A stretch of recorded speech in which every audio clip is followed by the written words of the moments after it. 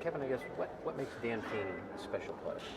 Again, he has a pretty high standard of performance, work ethic, but he's very consistent. He brings it every day. So whether it be a weight room, practice, he's one of the hardest practice players I think we've ever been around. I think Coach Fry would tell you that. I've seen a couple guys that are comparable to him that he's really good, but his ability to just come to work and be at a high level every day. He's a smart guy, but he's not so smart he overthinks things. So he's got a pretty simple mind, pretty simple approach, and size, strength, toughness. I mean, he's got a lot of intangibles. He's not flashy, but he's really, really, really good. Talked last night about having 13 O-linemen that are 300 pounds or more, and that night's up to 292. You like how they're looking physically on that? Yeah, as a matter of fact, I even asked Kate now, hey, they can run, right? Because I've always been complaining we weren't big enough. And then I started looking, everybody's over their weights. But now we've been, Keith's coming out of that Baylor system, so I just think in his style of recovery and lifting, and he was a very, very strong guy. I think, matter of fact, one of the guys that's a strength-oriented guy. When I told him I was hiring him, he said, "Hey, he'll get your big guys yoked up." So I mean, they're nice looking. You saw Dan and Demetrius. Dan's 310, Demetrius 320, and they're kind of lean looking. You saw them last night. Looking at the updated roster, it looked like everybody was listed except for Brandon Drayton. Do you expect him at all? Or what's his He we've had an issue with admission where he's not going to be admitted, and so he's not going to be with us. I think he's found another place, but I'm not sure on that. So we just had an issue in going through the admission deal whether that wouldn't work. Everyone else, it's an update on the team. I think everyone's good. We've had now Alan Stallings is actually completing a class that will be done this week that should, and we have all indication things are good. So he's the other guy that hasn't been there. Ian Thomas, everyone else is finished all their work. Everyone's in good shape. Academic-wise, everybody's good. Health-wise, we asked, I made a comment saying, Camion is, I think they have a target date of shooting for the Big Ten opener, but you'll see as you go. As you start, now that the more running you do, is there swelling and setbacks, but he's well ahead. They're encouraged and pleased, and quite honestly, just a different body type. He's a different body type, so he's doing well. We've had no setbacks, but you could. I mean, matter of fact, I always give them a hard time when they say it's 4 weeks or 6 months. I go, every kid's different, and every injury's different. And what if it takes a little longer? The kid thinks it's worse than it was. Some guys don't come back as quick. Some guys can come back quicker. I know our medical staff will do well with him, so he's got a chance. He'll be in preseason. He'll be limited. Sean Bonner, our freshman tight end, has had a knee scope. He'll be a little bit limited early, so that might take him out of the mix a bit whether he plays or redshirted. And then Isaac Griffith, his knee still has not responded with the nerve deal, and they're getting ready to do a procedure on him that will cost him his preseason and maybe the season. So outside of that, our guys are all the guys that were coming through things. Dutra's back, although maybe we got to be smart in preseason. How much we do? Zeke Walker's back, smart with preseason. Some of those guys come through the foot deals, you can overdo it. And so, again, Drayton, we had an issue with admission. Alan Stallings should be with us officially here. He's missed summer, but should be here soon. And then we've got a couple minor deals there with Isaac, which is unfortunate, with Sean Bonner. And it's kind of everybody else is doing really, really well.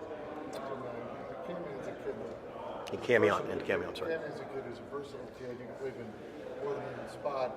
Is there any thought about might he play a little bit wide out than running back at least initially? Well, and in spring we had him play like running back exclusively, just learn how to protect and handle the ball and run with and tackle. He's very, very gifted with the ball. You get outside, there's maybe not as much contact, but there's a lot of break and in and out of break. And that's where sometimes when you come off knee, how stable it is. And even though he's looking good, there's not a lot of side-to-side movement. Yeah, it's a lot of straight-on movements, a lot of conditioning. He's weighing about 228, so he looks good. Simi Cobbs was, he was 227. I think he's down to 223 now, so we got some nice size. And he was either going to be a running back playing receiver, or receiver playing running back, but hopefully we'll just get him back. And it looks like we got a chance to get him for hopefully a fair portion of the season. At the same time, though, every time you've missed that much, you got to knock some rust off. So even though I thought his skill set was truly, truly high, every time a guy's missed time, you just don't come back day one that good. So it might be really till November, but not only before he's healthy, but before he's back to kind of playing with confidence and conditioning levels right and all that stuff. So we'll see. We're encouraged. We do have a lot of backs, and we do have a lot of receivers. Kevin, as a coach who's brought us, and I think he's the best of all of them. Sorry. As a coach who's brought a spread offense to schools who didn't have it before, what are the things coaches looking for to know that the first-year installation is going right, or the growing pains that it might be going wrong? To me, I have a background of being a line type coach, and to me, it doesn't matter what you do, you've got to be able to block it. So if you can have a run-oriented quarterback, a throw-oriented quarterback, a lot of receivers, 2 backs, 1 back. You can be under center, be in gun.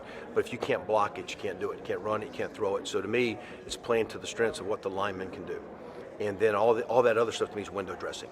Like we run a lot of 2-back plays and 1-back concepts, and the quarterback's taking care of that guy with a pass or run option. But it's still power, it's still zone lead, it's the same stuff. So. Matter of fact, I was talking to Sudfeld yesterday, and he had a chance. He was working with some pro guys, and they said they were really surprised to be in a spread offense. How he wasn't as gimmicky, and he knew more base football, and knew overfronts and underfronts and coverages and blitzes and how to identify things. And because even though we're a 1-back team, I started as a 2-back guy, and we start with what you can block. So I get more concerned with what the left tackle and those guys can do than what the formations and schemes are. Is the blocking a lot different in a spread offense versus say a pro style? It can be, but the way we do it, it's not. So there's different styles. A lot of guys get a little finesse. Where I was saying, like out there, if you don't have a tight end, you're either throwing it too much or you're running the quarterback too much. I think the tight end gives us a chance to be a little bit more balanced and almost become like a 2-back kind of team. Talking about the quarterback battle, I guess in there, I know you see guys have a ways to go, but I don't know if they have ways to go as much as we just need time. I just don't think it's right to anoint someone until they've earned it. Like, you got to earn respect of the guys, and it's not being coy. It's just, I've got some guys been in that program 3 years busting their tail every day, and one of them didn't even practice in spring. So in fairness to him and Xander, and I think he's had an awesome summer.